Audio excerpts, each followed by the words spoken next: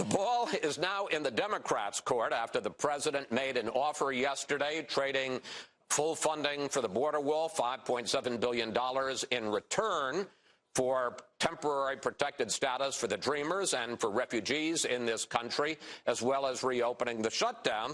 The disruption keeps growing after the standoff over the president's border wall reaches day 30. Yes, we are into the 5th week of this shutdown, and we are honored on this very irregular program to have the Vice President of the United States, Mike Pence. Mr. Vice President, welcome. Thank you for being with us. Thank you, Chris. Good to be here. Okay, so we were going to have a piece from Kevin Corke explaining everything that's in this plan, but I'm now just going to ask you briefly, what did the president offer? What the president offered was a good faith compromise to address what is a genuine humanitarian and security crisis on our southern border and end the government shutdown. And the Senate leadership, Senator McConnell, have agreed to bring this bill to the floor on Tuesday. Congress will begin its work.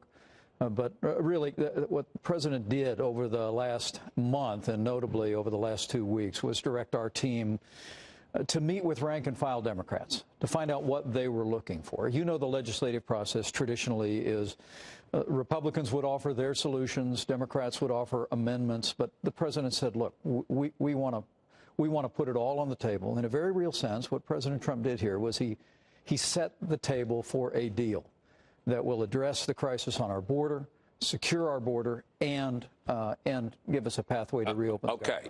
But, as you well know, House Democrats rejected the president's plan before he even offered it. Speaker Pelosi called it a, quote, non-starter. And I want to point out their specific objections. They say that it doesn't reopen the government first, which they insist on. They say that it doesn't provide permanent protection for the Dreamers and the TPS refugees. It's only 3 years. And they say that the full funding that the president is still demanding, $5.7 billion for the wall, is a waste of money. So I guess my question is the president willing to sit down and negotiate the differences, or is what he offered yesterday his final offer? Well, there's a legislative process that is going to begin on Tuesday in the United States Senate. And, it was disappointing to see Speaker Pelosi reject the offer before the president gave his speech. I mean, look, the president is offering a solution. And what we have from Democrat leadership so far is just sound bites. And the American people want us to work together to resolve these issues. But if I may, sir, when you say work together, does that mean that you're willing to negotiate from what the president said, or is that the final offer? Well, of course. And the legislative process is a negotiation. And up to this point, literally for the last month, while the president and I have stayed here in Washington and been engaging continuously with Democrat leadership and with rank-and-file members in the House and Senate, what we've heard again and again is we will not negotiate until the president reopens the government. Well, this bill would reopen the government. Well, they're saying reopen the government first and then negotiate about border security and immigration. Right. Are you rejecting that? Well, look, I think it was about a week and a half ago, the president looked at Speaker Pelosi in the Situation Room and said, look, if I gave you everything you wanted, if I reopened the government and gave you 30 days to work with us on homeland security issues to address the crisis on our southern border, would you give me border security and funding for a wall? She said no. So the president said to us, let's go to rank and file members. And since that time, our negotiation team has been sitting down, talking to House Democrats. We've been in contact with Senate Democrats. And the president told us to listen. And what the American people heard yesterday was statesmanship, was the president laying out a genuine compromise. Even this morning, the Washington Post said, make the deal. Okay. Because they can see that both sides are getting what they want. The president's made it clear that we want border security. We want funding for a wall, a steel barrier on the southern border. We want money for additional technology, additional personnel, humanitarian assistance. We want changes in amnesty laws so that children can apply for amnesty in Central American countries. All of those things coming together. Understood. And the president added to that 3 years of temporary relief for DACA recipients and 3 years of temporary. I'm not saying whether it's reasonable or unreasonable. I'm just saying the Democrats aren't going to accept that package. So let me ask you a couple of specific questions. I'm not sure that's true, Chris. I'm not sure that's true. We've had a lot of dialogue. Well, all right. Let me ask you a question. The Senate is going to take this bill up this week. Do you have the 7 Senate Democrats that you're going to need to break the filibuster? Well, yes or no? As the president often says, we'll see. But you don't have them right now. I think when the American people have an opportunity to look at this proposal, which is truly a balanced, good faith compromise, when they reflect on what is a real humanitarian crisis on our southern border. I mean, we have 60,000 people a month attempting to come into this country illegally, 2,000 people a day. And for the first time, Chris, ever, the vast majority are families and unaccompanied children being exploited by human traffickers and cartels that take cash to have them take the long and dangerous journey. It is overwhelming our system, and in the midst of that, narcotics, criminals are coming across our border, 17,000 apprehended last year. The American people want action on our southern border. They want border security. 800,000 federal workers want us to find a way to open the government. You could open the government tomorrow. You could open the government tomorrow. We can do all of that. You could open the government tomorrow. The House has passed bills to open the government tomorrow. Right. Why don't you sign them and open the government, and then you can negotiate about this? Well, because, I mean, frankly, Chris, what the American people want us to do is to work on their priorities, and the American people want us to secure the border. No, I mean, isn't it really that you just want the leverage? And that you figure if you don't keep the government closed, that then they're going to go nowhere. Well, again, I was there. I was sitting right next to the president when Speaker Pelosi said, if we reopened the government and took 30 days to negotiate, that she would not give the president funding for border security or a wall. So what we want to do is go into the legislative process. The president has now embraced and said he's willing to sign a 3-year extension, temporary relief for DACA, 3-year extension for people with temporary protected status. These are priorities that Democrats have had. The president has embraced them. They say they want it to be permanent. But let me just ask you one more question on this, and we'll move on. Now people will start voting, and we'll see where they stand. But the most important thing is for the American people to let their voice be heard. Okay. There are immigration hardliners who are letting their voice be heard, and they say what the president offered goes too far, and that it's amnesty. And Ann Coulter, one of those immigration hardliners, said, we voted for Trump and we got jabbed. Isn't this, if it's 3 years, I understand, but they say it's a 3-year amnesty, and you don't even get a full wall. You get a part of a wall. The president made it clear earlier this year that he was open to resolving the issue of Dreamers. We're talking about 700,000 people who were brought into this country as children. The average age was first grade at the time. And the president has shown a willingness to address that issue. But let's be clear, what he put on the table yesterday. So is it amnesty? What do you say about the amnesty issue? It's not amnesty. We're asking for $5.7 billion for funding on a wall. No, I'm talking about the Dreamers, though, in the TPS. And the president has said that we will support temporary relief for 3 years for DACA recipients and those who are in temporary protected status. This is not amnesty. There's no pathway to citizenship. There's no, there's no, permanent status here at all, which is what amnesty contemplates. What this is a good faith effort to address the issue, bring relief to DACA recipients. Democrats have proposed in the Bridge Act a 3-year reprieve that could be renewable.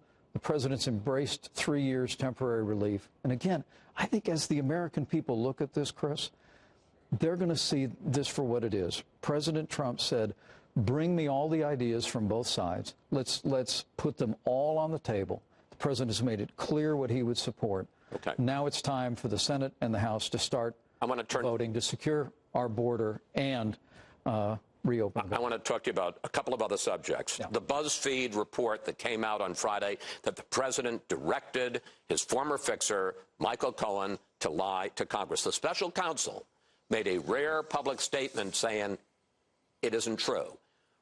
What does that tell you about Robert Mueller, the special counsel who the president keeps accusing of conducting a witch hunt, that he came out, one of his rare statements, to say, this attack on the president is not true? Well, the president expressed his appreciation to the special counsel for clarifying that report was inaccurate.